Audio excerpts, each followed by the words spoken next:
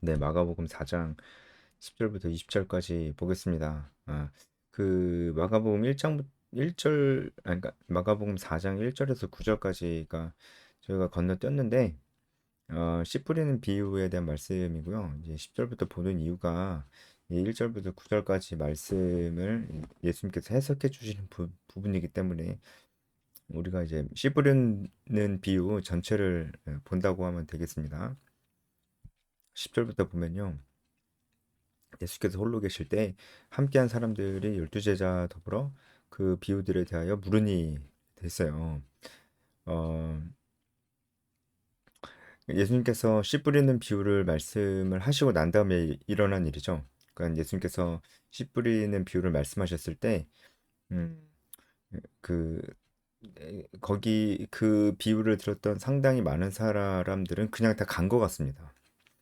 근데 그 비유가 무슨 뜻인지 궁금한 사람들은 열두 제자를 포함해서 남아서 예수님께 이제 물어보고 있는 거예요. 결론부터 말하자면 어, 예수님께서 비유를 말씀하시고 이 비유는 누구에게는 조금 더 친절하게 얘기해주고 누구에게는 되게 거칠게 얘기해 주신 게 아니고요. 다 동일하게 비유를 얘기해 주셨다는 걸 알 수가 있어요. 그런데 어떤 이들은 이 비유의 뜻을 알기를 원하고 어떤 이들은 별로 알기를 원하지 않아서 그냥 가버린 것을 우리가 볼 수가 있습니다. 결국은 이 남아서 예수님께 물어보고 그걸 원했던 사람들은 결국은 알게 되는 거죠. 원했던 사람들은 알게 되는 것입니다. 그러니까 이걸 알아야 뒤에 예수님께서 하시는 말씀을 좀 우리가 알 수가 있습니다. 이 사람들이 이제 그 열두 제자를 비롯해서 함께했던 사람들이 이 비유의 뜻을 물어봅니다. 11절에 이르시되 하나님 나라의 비밀을 너희에게는 주었으나 외인에게는 모든 것을 비유로 하나니 12절까지도 보면은 이는 그들로 보기는 보아도 알지 못하며 듣기는 들어도 깨닫지 못하게 하여 돌이켜 죄 사함을 얻지 못하게 하려 함이라. 이 말씀을 보면은 그러면은 그 예수님께서 말씀하신 것을 깨닫지 못하게 하시려고 하시나? 그들은 죄사함을 얻지 못하게 만드시려고 이렇게 비유로 말씀을 하신 건가? 들어도 못 듣게, 보아도 못 보게 하시려고 그러신 건가? 이게 이해가 안 가죠, 그죠? 그럼 예수님이 그들이 구원받기를 원하지 않으시나? 이렇게 생각이 들 수 있는데 당연히 아니죠. 그들이 구원받기를 원하지 않으셨으면은 이 말씀을 하지도 않으셨을 거고요. 이 땅에 오지도 않으셨을 겁니다. 예수님이요. 근데 이 땅에 오셨고 이 말씀을 하셨다는 것은 당연히 그게 아니라는 것을 우리가 전체적으로 봐도 알 수가 있습니다. 그렇다면은 왜 이렇게 말씀을 하시는 걸까요? 왜 마치 그들이 보고 듣고 그래서 깨달아서 죄사함을 받기를 원하지 않는 것처럼 예수님께서 이렇게 말씀을 하시는 걸까요? 이것은 그들이 듣고 깨달아서 구원받기를 원하지 않는다는 그런 말씀이 아니고 어, 제가 앞서 말씀드렸던 어, 이 말씀을 듣고 알기를 원하는 자들은 알게 될 것이지만 그렇지 않는 자들은 결국은 모르게 되고 알기를 원하지 않기 때문에 알지 못하게 되고 그래서 이 말씀을 모르니까 결국은 믿지 못하고 모르는데 어떻게 믿겠어요? 모르게 되고 결국 믿지 못함으로 말미암아 믿음으로 말미암는 구원에 이르지 못하게 되는 것이죠. 죄 사함을 받지 못하게 된다는 것이죠. 그래서 이 11절에 하나님 나라의 비밀은 결국은 이 씨 뿌리는 비유만 얘기하는 게 아니고 예수님께서 이 땅에 오셔서 죽으신 대속 죽음과 부활로 인한 그 구원에 필요한 구원의 지식들을 얘기하는 것이다라고 볼 수가 있습니다. 하나님께서 우리의 구원을 위해서 하신 모든 일들, 특히 예수 그리스도에 관한 일들이라고 얘기할 수가 있겠어요. 하나님 나라의 비밀을. 네, 이 비밀을 그들은 결국은 그들이 스스로 알기를 원하지 않았기 때문에 알지 못하니까 믿지 못하고 그럼으로 인해서 죄사함을 얻지 못하고 구원을 받지 못하게 되는 것이죠. 그들이 눈이 있어서 보고 귀가 있어서 듣지만 알고 싶지만 깨닫고 싶지만 너무 그것을 원하지만 하나님이 안 알려주신 게 아니고 그들이 눈이 있어도 보지 않는 거고 귀가 있어도 듣지 않는 거고, 그래서 어, 알기를 원하지 않기 때문에 예수님에 대해서 모르는 거고, 모르니까 안 믿는 것이고, 안 믿으면 다른 방법이 없는 거죠. 구원의 다른 방법이 없는 겁니다. 그렇게 돼서 그들은 11절에 외인이 돼버리는 거예요. 외인. 구원과는 상관없는 외인이 돼버리는 겁니다. 그러니까 이것이 하나님께서 그것을 기뻐하시는 것이 절대로 아니고, 그들이 스스로 하나님을 멀리하고 그렇게 해서 무지함 안에, 무지함으로 인해서 그들이 이제 죄사함을 얻지 못하게 되었다, 이렇게 보면 되는 것입니다. 이 말씀은 이사야서 6장 10절 말씀을 예수님께서 인용하신 건데요. 이런 뜻이 있다고 보면 되겠습니다. 그러니까 결국은 하나님 말씀을 진정으로 알려고 하는 자가 알게 될 것이고, 그것으로 인해서 예수님을 믿고 그리고 구원을 받을 수가 있다, 이 말씀입니다. 그러니까 우리에게 좀 적용해 볼 수 있죠. 알려고 하면 알 수 있습니다. 이 말씀은 비유로, 예수님께서 이 씨 뿌리는 비유는 비유로 말씀을 하셨기 때문에 누구에게는 친절하게 누구에게는 거칠게 이렇게 얘기하지 않으시고 다 동일하게 한마디로 어렵게 전달이 되었어요. 그냥 딱 들어서는 무슨 소리인지 알지 못할 수도 있을 만큼 좀 어렵게 전달이 된 것은 모두에게 동일하게 그렇게 전달이 됐습니다. 지금도 하나님께서 이 성경 말씀을 통해서 우리에게 말씀을 하시는데, 성경책이 이 안에 있는 내용들이 그렇게 쉽지는 않잖아요.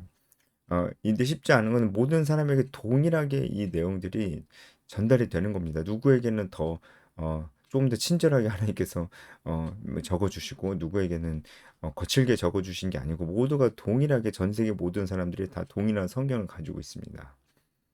하지만 분명히 지금 이 시대에도 이 외인이 생기고 하나님 나라의 자녀가 생기는 것입니다. 왜냐하면 결국은 어, 에, 알려고 하지 않는 사람들이 생기는 거예요. 그러니까 아무리 이제 전도를 하고 복음을 이제 얘기해줘도 알려고 안 하는 사람들, 그런 사람들은 끝까지 알지 못하고 예수님에 대해서 알지 못하니까 믿지 않고 죄사함을 얻지 못하고 외인 되는 겁니다. 이런 일들은 지금도 일어나고 있습니다. 그리고 우리가 이것을 교회 내에서도 좀 적용해 볼 수 있어요. 우리 크리스찬들 안에서도 하나님 말씀을 별로 알려고 하지 않는 사람들이 있습니다. 그 사람들은 이제 믿고 예수님 영접하고 하나님의 자녀는 되었지만 하나님에 대해서 여전히 잘 모르는 그런 상태에서 삶에서 전혀 열매 맺는 삶을 살지 못하고 있다는 것입니다. 왜냐하면 알려고 하질 않아요. 별로 알고 싶은 마음이 없어요. 알고 싶은 마음이 없으면 계속 모릅니다. 지금 어떤 사람처럼 그러냐면은 예수님의 이 말씀을 다 듣고 대부분 사람들이 다 떠나갔잖아요. 그 사람들도 몰랐을 텐데 와서 물어보지도 않았어요. 왜냐면 알기를 원하지 않으니까 그냥 다 돌아갔습니다. 그런데 12제자와 또 그와 함께 있었던 사람들은 알기를 원했기 때문에 결국 알게 되었습니다. 우리가 이 성경 말씀, 하나님의 말씀을 정말로 알기를 원하느냐라는 것을 우리 스스로에게 정말 질문해 볼 필요가 있습니다. 지금은 정말 뭐 지금이 꼭 아니더라도 예전부터 이 말씀을 잘 알려고 안 해요. 그러니까 강단에서도 이 말씀을 잘 설명해 주고, 이 말씀을 중심으로 하나님께서 진짜 우리에게 뭐라고 말씀하시는지 이 성경 말씀을 중심으로 설교하기보다는 그냥 뭐 성경 본문은 거의 상관이 없는 그런 설교. 그런 본문하고 상관이 있어야죠. 성경 본문하고 이 텍스트랑 상관이 있는 설교가 돼야 되는 겁니다. 물론 이제 가끔은 좀 안 그럴 수도 있지만 대부분의 경우에를 얘기하는 겁니다. 강단에서도 그러고 뭐 개인적으로도 성경을 잘 하려고 안 하고 공부를 잘 안 해요. 무슨 필사만 하고, 필사 뭐 100번 해도 모릅니다. 모르는 건 계속 몰라요. 알려고 안 하면 모르는 겁니다. 백독해도 몰라요, 모르는 거는. 예. 물론 이제 뭐 많이 읽으면은 이제 성경 전체가 이제 서로 이어지는 게 있기 때문에 뭐 많이 알게 되고 지식도 쌓입니다. 하지만 성경은 어려운 책이에요. 그냥 봐서는 모릅니다. 공부를 해야 되는데 별로 원하지 않아요. 그러니까 지금 제가 그 말씀 해설 영상을 찍잖아요. 이런 거는 조회수가 안 나온다니까요. 벌써 이런 영상은 인기가 없어요. 그래도 어쨌든 저는 진짜 성경 알고 묵상하길 원하는 사람들에게 진짜 몇 명 안 돼도 좀 정말 도움을 주고 싶어요. 진짜. 어, 그 사람들이 소수일지라도 어차피 하나님 나라는 결국은 소수의 사람들을 통해서 이어져 가고 확장되어져 간다는 걸 전 정말 믿어요. 그렇기 때문에 하나님 말씀을 알려고 하는 사람들, 저도 그 사람들 소수지만 그 사람들에게 관심이 있습니다. 그래서 조회수 뭐 그렇게 중요하지는 않는 것 같아요. 어, 그런 분들이 있다면 제가 정말 도와주고 싶은 마음으로 영상을 찍는 거기도 합니다. 자, 그래서 이제 14절부터 예수님께서 이 씨 뿌리는 비유에 대해서 이제 말씀을 해설을 해주십니다. 씨가 총 네 종류의 땅에 뿌려지죠. 길가, 돌밭, 가시덤불, 좋은 땅. 이렇게 네 군데, 네 종류의 땅에 떨어지는데, 일단은 길가에 뿌려진 이 씨앗은 15절에 보면은 길가를 부러졌다는 것은 이들을 가리키니 곧 말씀을 들었을 때 사탄이 즉시 와서 그들에게 부러진 말씀을 빼앗는 것이다. 이렇게 말씀을 하시고 이제 그 씨 뿌리는 비유인 이제 그 4장 윗부분으로 좀 가서 보면은 4장 4절에 해당되는 것이죠. 뿌리를 새 더러는 길가에 떨어지면 새들이 와서 먹어버렸고 이 말씀에 해당되는 것을 해설해 주시는 건데요. 자, 길가에 뿌려진 씨앗은 특징이 있습니다. 네, 다른 땅에 떨어진 씨앗들과 비교했을 때 한 가지 독특한 특징이 있는데 뭐냐면은 뿌리를 아예 내리질 않았어요. 다른 밭들은 내리긴 내립니다. 돌밭도 아주 작지만 내려요. 그리고 가시덤불도 내립니다. 근데 자라질 못하는 거죠. 좋은 땅이야 뭐 깊이 내리고요. 자, 근데 길가는 아예 내리질 못해요. 이거는 길가 같은 마음을 갖고 있는 사람은 어떤 사람일까요? 아예 들을 마음이 없는 사람이에요. 어, 하나님 말씀을 아예 들을 마음이 없어요. 그러니까 단순히 설교만 얘기하는 거 아닙니다. 설교만 얘기하는 거 아니에요. 개인적으로 말씀 보는 것이고 자기가 뭐 건너 어떻게든 듣게 되는 하나님의 말씀이고 하나님에 관한 그런 지식들입니다. 그런 것들을 뭐 별로 들을 마음이 없어요. 그 사람이 길가 같은 마음을 갖고 있는 사람입니다. 아, 근데 이런 사람에게도 하나님 말씀이 전해져요. 근데 이 사람은 아예 들을 마음이 없기 때문에 뿌리는 아예 내리지도 않고요. 그러니까 이제 새가 와서 먹어버리는데 이 새는 이제 사탄막이라고 말씀을 해주시죠. 그러면 누구의 책임입니까? 사탄마귀의 책임입니까? 사탄마귀가 이 씨앗을 와서 먹어버렸으니까요. 이 사람은 잘못 없는데 사탄마귀가 잘못한 겁니까? 아니잖아요. 본인이 길가 같은 마음을 갖고 있었던 본인 책임이잖아요. 본인이 만약에 좋은 땅 같은 마음을 가지고 있었으면은 새가 어떻게 가서 먹습니까? 그러니까 결국 제가 항상 늘 드리는 말씀이 사탄 마귀와 싸우는 게 의미가 없다는 게 이거예요. 아니 길가 같은 마음을 본인이 하고 있으면서 사탄만 쫓아내면 뭐 합니까? 예? 그럼 뭐 합니까? 언젠간 와서 어? 어, 와서 그 씨앗을 먹어버리지 말씀을 먹어버리지. 그리고 안 먹어도 뭐 거기 계속 있으면 뭐 뿌리를 못 내리는데 뭐 달라지는 거 없습니다. 예. 그러니까 사탄이랑 싸울 일이 아니에요. 우리는 우리 자신의 마음이 내가 길가 같은 마음이 아닌가를 돌아보는 일이 당연히 중요하다는 것을 우리가 이것을 보면서도 알 수 있고 내 마음을 계속 돌아봐야 되고 정말 하나님 말씀 사모하고 있는가 정말 알기를 원하는가 이제 그런 내 마음을 정말 점검할 일이라고 생각을 합니다. 그 말씀을 하시는 거예요. 그리고 돌밭에 부러진 씨앗입니다. 돌밭에 부러졌는데 말씀을 들을 때 즉시 기쁨으로 받으나 이렇게 말씀을 하시는데 5절에 보면 더러는 흙이 얕은 돌밭에 떨어지면 흙이 깊지 않으므로 곧 싹이 나오나 싹이 나오긴 나왔어요. 나오긴 나왔는데 어, 예, 이 싹이 나오긴 나왔다는 것을 즉시 기쁨으로 받으나 이것으로 이제 해설을 해주신 거예요, 예수님이. 그러니까 이건 어떤 상황이냐면은 돌밭 같은 마음을 가지고 있는 사람은 이제 말씀을 스스로 읽거나 아니면 이제 그 들었을 때, 그렇지, 그렇네, 이 정도까지는 생각하는 사람이에요. 이게 기쁨으로 받는 겁니다. 그래서 싹이 나오긴 나왔어요.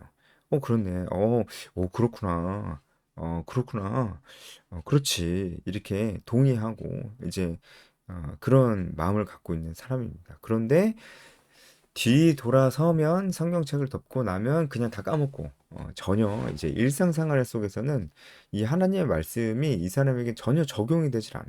이 본인도 일상에서는 별 생각을 안 합니다. 하나님 말씀에 대해서 생각을 거의 안 하고 지내는 사람입니다. 그런 사람이 돌박 같은 마음을 갖고 있는 사람이에요. 그래서 재밌는 표현이 나오는데 해가 돋은 후에 타서 뿌리가 없으므로 말랐고 이제 마가복음 4장 6절 보면은 그렇게 나옵니다. 어 이제 해가 돋는 것을 예수님께서 어떻게 해석해 주시냐면은 17절에 환난이나 박해라고 얘기하십니다.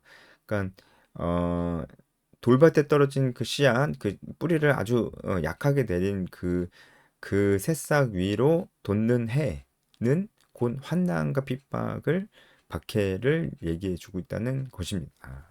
그러니까 어려움이죠. 그러니까 어려움이 생겼을 때 이제 곧바로 이제 어, 아주 약하게 내렸던 뿌리마저 다 말라 버리는 것입니다. 그러니까 이것은 돌박 같은 마음을 가지고 있는 사람이 말씀을 보거나 듣거나 해가지고 맞아 그래 그렇지 맞아 이렇게 살아야지 이렇게까지는 얘기를 하고 이렇게까지는 생각을 하는데 그 뒤에 조금만 어려운 일이 생겨도 그냥 낭망을 하고 하나님 말씀이 이 사람 마음속에는 전혀 작용을 하지 않는 그냥 세상 사람들처럼 생각하고 세상 사람들처럼 해결하려고 하나님 의지하지도 않고 어려움이 와도 전혀 그렇게 하려고 하지도 않고 할 마음도 없고 그런 사람이 된다는 것이죠.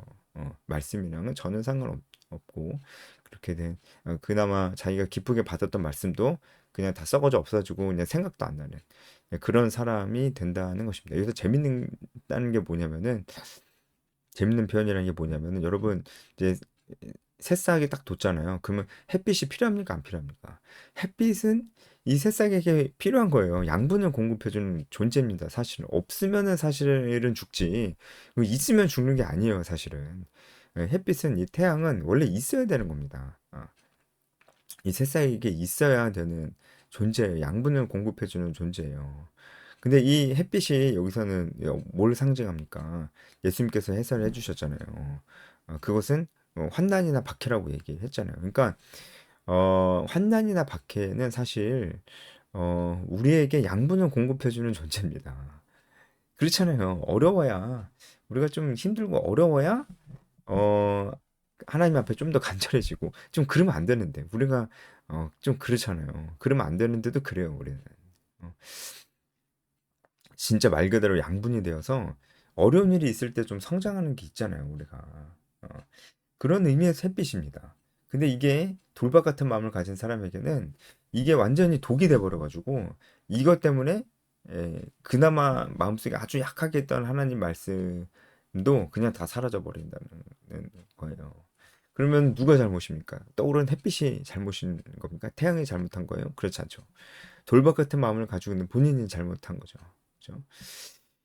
나는 돌박 같은 마음을 가지고 있는 사람인가를 한번 좀 돌아볼 필요가 있습니다. 그리고 이제 18절에 가시떨기 나오는데요. 어, 씨앗이 딱 떨어졌는데 가시 덤불 속으로 이제 들어간 겁니다. 그러니까 이 씨앗은 그래도 뿌리를 조금 더 내립니다. 뿌리를 좀 더 내렸어요. 그 결실하기 전까지 자라났다는 걸 좀 알 수가 있어요. 7절에도 보면은 가시가 자라 기운을 막음으로 결실하지 못하였고 그래도 꽤 자라났다는 것을 좀 볼 수 있잖아요. 이 사람은 말씀을 잘 듣고 또 그 이후에도 생각도 많이 하고 그러는 사람입니다. 묵상도 하고 이제 큐티도 잘 하는 사람일 수도 있어요. 이 가시덤불 같은 마음을 가진 사람은. 그래서 겉으로 보기에는 되게 열심히 잘 사는 사람처럼 보일 수도 있어요. 근데 이 사람은 왜 가시떨기 같은 마음을 가지고 있는 사람이냐? 이 가시떨기가 뭐라고 그랬어요?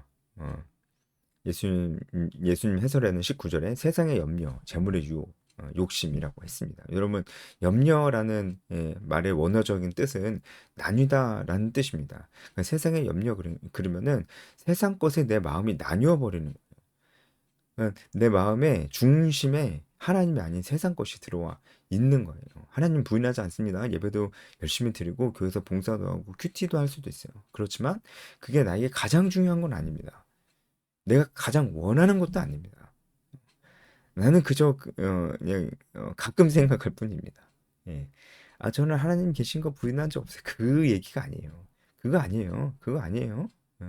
진짜 하나님을 우선순위에 두고 산다는 것은 당연히 하나님께서 어, 하나님께서 우리에게 말씀해 주신 그 뜻대로 살기를 원하는 그 마음입니다. 그 마음이 항상 있어야 되고 그것을 가장 중요하게 여겨야 되고 그런 것입니다. 음, 그런데 이제 그런 마음이 없는 거예요. 예. 이 가시떨기에 떨어진 그 씨앗은 그렇습니다. 이 세상의 마음이 나뉘어 버리는 겁니다. 나뉘는 거예요. 그러니까 나뉘니까 하나님에게도 마음을 좀 줘요. 근데 세상에게도 마음을 주는 겁니다. 그러니까 세상 사람들 사는 것처럼 살고 싶어. 그게 좀 부러워. 나이스해 보여. 그리고 되게 재밌어 보이고 막 내가 막 그것을 너무 소원하게 되고 막 그러는 거야, 내 마음이. 예. 진짜 하나님 나라 복음을 전해야 된다, 제자화해야 된다, 제자화해야 된다 이런 생각은 거의 안 하고 아예 안 합니다. 아예 안 해요. 그런데 이 세상 사람들이 사는 것처럼 집이 좀 더 컸으면 좋겠고 아니면 워라밸 잘 지키면서 취미 생활 했으면 좋겠고 여행 다녔으면 좋겠고 몸 만들었으면 좋겠고 이거 해봤으면 좋겠고 저거 해봤으면 좋겠고 이런 생각들은 계속 마음속에 있다는 거예요. 그런 사람이 바로 가시떨기 마음입니다.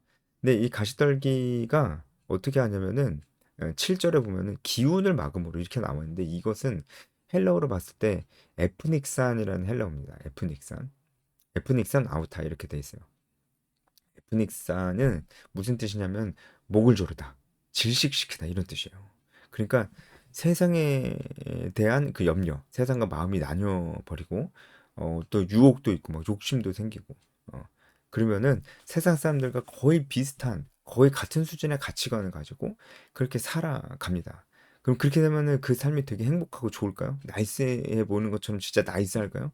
그렇지가 않고 그냥 숨이 턱턱 막히며 사는 거예요. 숨이 턱턱 막히며.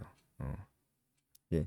그 세상에 그, 한 치 앞을 알 수 없는 그 두려움과 그 걱정과, 사람들과의 비교와, 그리고 비교를 안 하고 혼자 열심히 자기 스타일대로 살아도 허무한 즐거움, 허무한, 하고 싶은 거 해도 허무한 즐거움들, 그런, 뭘 열심히 살아도 허무해. 열심히 살아 돈 많이 벌어? 돈 가지고 뭐 할 거야? 허무해. 열심히 일해가지고 인정받아? 인정 많이 받아. 뭐 허무해. 인정받아서 뭐 할 건데? 허무해. 어, 바로 그겁니다. 예. 그래서 그런 것들이 나를 목을 졸라 질식시켜. 그게 바로 기운을 막는다는 뜻이에요. 가시덤불 같은 마음을 갖고 있는 사람이 제가 보기엔 제일 많은 것 같아요.